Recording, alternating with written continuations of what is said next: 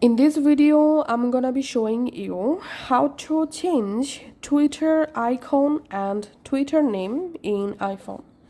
So as you can see, the X app. So this is the newest Twitter app.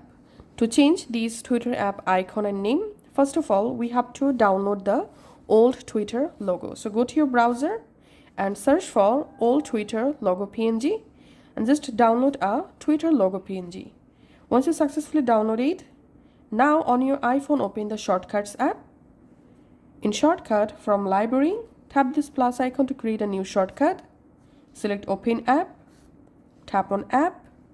Now from this app list, you have to select the X and then tap on Back. And we can see the shortcut successfully saved. Now we have to edit the shortcut. So long press the shortcut, tap on Edit, and shortcut name, we have to type here Twitter, tap on Done.